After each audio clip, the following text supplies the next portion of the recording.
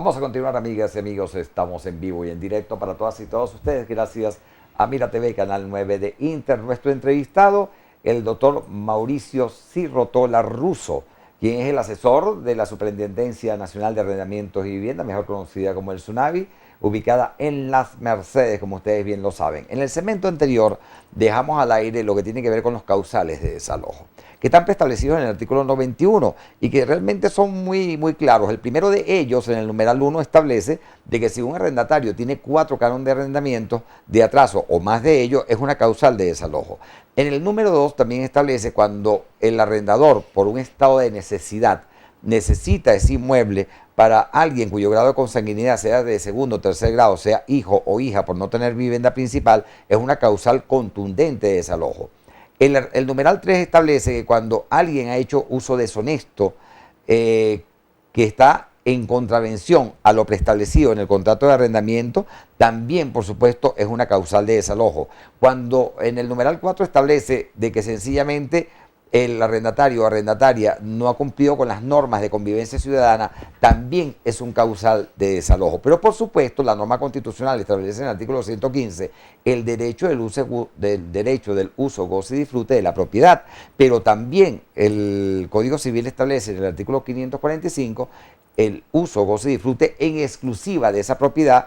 El 547 habla de que el arrendador no está obligado a ceder la propiedad que le pertenece por naturaleza propia y que se ganó producto de su trabajo, y el 548 es el que establece la posibilidad cierta de que si alguien quiere ostentar a quedarse con esa vivienda, el arrendador puede reivindicarla para su uso por un estado de necesidad. ¿Qué nos puede decir al respecto? Bien, como bien acabas de indicar, la ley para la regularización y control de arrendamiento de vivienda establece 5 motivos puntuales por los cuales el propietario de una vivienda en alquiler puede solicitar el desalojo de ese inquilino. Vale la pena acotar que el 99%, sin caer en exageraciones, el 99% de las causas que se ventilan en SUNAVI por vía del procedimiento previo a la demanda responde a estas 5 causales.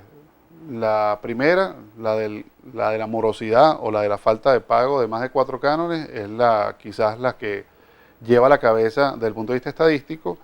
La necesidad, como tú lo calificas, el estado de necesidad de ocupar la vivienda, sea la persona directamente del propietario o de un familiar consanguíneo afín, le sigue en esa tendencia estadística, seguida por las otras 3 causales que van en menor grado de importancia. Pero lamentablemente el foro, y es una crítica para los compañeros del gremio, se han olvidado de que también existen motivos por los cuales un inquilino puede ser desalojado. Y son las clásicas razones para pedir la resolución del contrato, la ejecución del contrato o el cumplimiento del contrato. Incluso podemos hablar hasta de la nulidad del contrato valiéndonos de las reglas generales del oficio del consentimiento, etcétera, que están en el mismo Código Civil. A veces sorprende cuando uno en conversaciones entre colegas llegamos a este punto y los colegas preguntan, ¿y eso es posible? Claro que es posible, el 94 lo establece y lo delimita perfectamente. Pero bueno, yendo a tu pregunta en particular, tenemos que ir a la génesis de la relación, tenemos que ir al origen de la relación contractual. Porque tú me planteas de que existe una cantidad de derechos de rango constitucional que giran en torno a la relación contractual de arrendamiento de vivienda y que tocan el derecho a la propiedad, derecho que está consagrado, respetado y garantizado por la Constitución y muchísimas leyes, incluyendo la ley de arrendamiento de vivienda. Pero esos derechos tienen limitaciones. Limitaciones que la misma Constitución establece que serán fijadas o pautadas por la ley. Bueno, una de las tantas limitaciones está en la ley de arrendamiento, ley para la regularización y control de arrendamiento de vivienda. ¿Y por qué te pido que vayamos a la génesis de la relación? Porque el propietario de un inmueble, si no lo sabe es porque no lo preguntó, pero lo debe saber. El propietario de un inmueble que coloca en el mercado para siendo ofertado como un arrendamiento de vivienda, sabe que sobre ese inmueble, por vía de contrato de arrendamiento, constituye un gravamen. Entonces, él mismo el mismo propietario se está colocando el gravamen, no se lo está colocando el Estado. Ahora, hay un régimen legal, como bien se califica, de supraprotección hacia la figura del inquilino, del arrendatario de vivienda y de su grupo familiar, que está contemplado en esta ley especial, y este gravamen especialísimo para los casos de arrendamiento de vivienda tiene un tratamiento especialísimo, que está contemplado no solamente en la ley para la regularización y su reglamento, sino también en un decreto que es previo a la ley, decreto contra la desocupación y el desalojo arbitrario de vivienda. Por lo tanto, acusar a la ley de violatoria del derecho a la propiedad me atrevo a calificarlo de suicida, porque el propietario, a sabiendas o no, eso ya es harina de otro costal, si sabía o no sabía el contenido de la ley, si sabía o no sabía en qué negocio jurídico se estaba metiendo, pero un propietario de vivienda que coloca ese inmueble en el mercado inmobiliario para ser arrendado y lo arrienda, debe estar consciente que ya per se está grabando su propio inmueble solito. Nadie lo está obligando. El Estado no lo está obligando a que lo haga. Él mismo voluntariamente lo hace. Ahora, con respecto a la restricción o a la limitante del derecho a propiedad, esos son argumentos que me permito calificar de medias verdades o medias mentiras. Porque en efecto el derecho a la propiedad se respeta. El derecho a la propiedad está garantizado, salvo las limitaciones que establece la ley. ¿Cuáles son esas limitaciones? Bueno, hablamos de los edificios de vieja data, los inmuebles arrendados por más de 20 años y de un principio que la ley desarrolla de garantizarle la posibilidad a una familia en estado de arrendamiento, una familia inquilina, a optar a la compra de un inmueble. La ley establece, se debe interpretar de esta manera, que el arrendamiento es una situación transitoria. El arrendamiento no puede ser una situación definitiva para una familia. El arrendamiento bien se puede ver como el primer hogar para un matrimonio joven que está buscando un piso mínimo que le permita proyectarse hacia la compra o a la adquisición definitiva de un inmueble, que no necesariamente tiene que ser el que está arrendando, por Dios. Pero la concepción de la ley con respecto al arrendamiento es que una familia no tiene por qué. Hay familias que se acostumbran a vivir alquiladas toda la vida. Incluso hay casos de inquilinos que rechazan opciones de compraventa. No les interesa dejar de ser inquilinos. Quieren ser inquilinos siempre. Y nadie puede obligar tampoco a esa gente a comprar. Fíjate lo altisonante que es esta situación. Estamos hablando de quien se obliga a vender. Es que tampoco podemos obligar a nadie a comprar.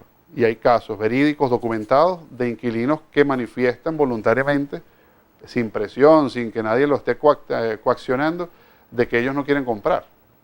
Y a precios, como dicen por ahí, a precios tsunami, que son precios verdaderamente bajos con respecto al mercado, libre mercado, el mercado especulativo de inmuebles. Hay un detalle muy importante. La gente tiene que tener conciencia, primero que nada, que cuando le otorgan la preferencia ofertiva para, como quien dice, darle al arrendatario o arrendataria la opción a compra, para que sencillamente se haga justicia por el hecho de que a través del Ministerio del Tiempo él ha pagado varias veces de lo que costó ese inmueble, su formato original.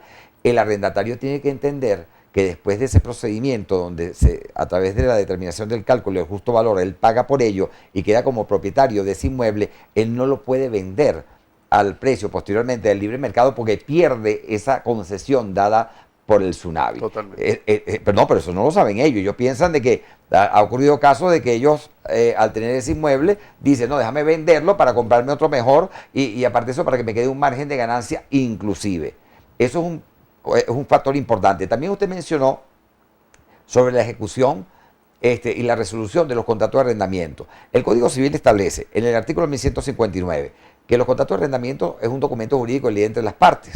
Además, también establece el artículo 1167 del Código Civil de que los arrendamientos son contratos bilaterales, que el presumiendo de la buena fe tiene que ser respetado por las partes involucradas. ¿Qué nos puede decir allí usted? Bueno, me estás dando las pautas mínimas que un buen profesor de Derecho le da a sus alumnos en las cátedras de Derecho de pregrado de la universidad con respecto a la fórmula clásica del cumplimiento o el incumplimiento de un contrato. Un contrato es ley entre las partes, un contrato suscrito con las formalidades de ley y en resguardo de todas las garantías que están establecidas en la ley, rige el futuro, el porvenir de esa relación. Cualquier menoscabo, cualquier ruptura, cualquier transgresión a cualquiera de los detalles, obligaciones, derechos, cargas que establece ese contrato para una u otra parte, le da pie al que se siente afectado por ese incumplimiento a acudir ante las instancias competentes a pedir la resolución del contrato o la ejecución. Ya eso queda en escoger una acción o la otra, son diferentes, escogerlas queda en manos de quien vaya a intentar la acción. Pero aunque yo tuve un profesor en la universidad que me decía que era malo explicar con ejemplos, yo creo que una de las mejores maneras de explicarse es con ejemplos. Una de las tantas clásicas que ocurre con frecuencia y que se enfoca mal desde el punto de vista jurídico es una de las principales razones que incluso digamos que se están dando el día a día, ¿no? Este fenómeno que lamentablemente está ocurriendo en el país, que no es una mentira para nadie, estas migraciones que se están dando hacia el exterior de familias, matrimonios jóvenes, como consecuencia de la situación de la inestabilidad económica y la situación y la inestabilidad sociopolítica, porque no solamente es el tema de la economía, también hay otros factores que están impulsando este fenómeno, es que muchos inquilinos, aprovechándose de un canon tsunami, un canon barato, aprovechándose de las bondades de esta ley, han optado por residenciarse en el exterior, han optado por migrar con todo su grupo familiar y dejan el inmueble amoblado, tranquilito, no lo dejan de habitar para su propia vivienda. Y luego el propietario del inmueble se entera de que esta situación es así, no solamente porque perdió contacto físico con el inquilino, sino que las redes sociales lo dicen todo. Se mete en cualquiera de estas redes sociales de mayor tráfico para los venezolanos, Facebook, por si vale la cuña, y se da cuenta que esta familia está residenciada en Bogotá, está residenciada en Panamá o en Europa, en una ciudad de Europa, en Estados Unidos. Los niños están debidamente inscritos y cursando la escolaridad en una institución del extranjero. Y caramba, entonces, ¿para qué es el arrendamiento de vivienda? Para vivir. El arrendamiento de vivienda que protege esta ley no es para casas vacacionales, no es para mientras tanto, no es para esconder una novia, no es para voy a ver qué me pasa en Panamá, voy a probar suerte fuera del país y después regreso si las cosas no... Total, Tsunami me cuida y me protege. Para eso no es el arrendamiento de vivienda. Y esa situación de haber dejado de utilizar el inmueble como vivienda desnaturaliza el contrato y es un motivo para solicitar la resolución del contrato. ¿Por qué? Porque el objeto del contrato, que es el arrendamiento para vivir, se perdió. Ok, en la próxima parte del programa vamos a tocar unos aspectos realmente interesantes. El primero de ellos, cuando se establece el procedimiento previo a la demanda para la ejecución del desalojo, normalmente la consultoría jurídica, cuando declara con lugar, asigna un refugio para que se pueda ejecutar el desalojo y posteriormente los inquilinos que estuvieron allí de manera circunstancial, de momento y de lugar, puedan tener un techo digno y decente en concordancia con lo que establece la norma constitucional en el artículo 82. Esos aspectos y otros temas realmente de interés en la próxima parte del programa. Después de hacer un paréntesis para ir a comerciales, identificamos la estación y por lo tanto ya venimos con más de información con estilo en nuestro distinguido y honorable entrevistado, el doctor, nada más y nada menos que en materia jurídica, con posgrado en criminalística y además egresado de la Universidad Santa María, nada más y nada menos que Mauricio Cirrotola Russo, para todas y todos ustedes.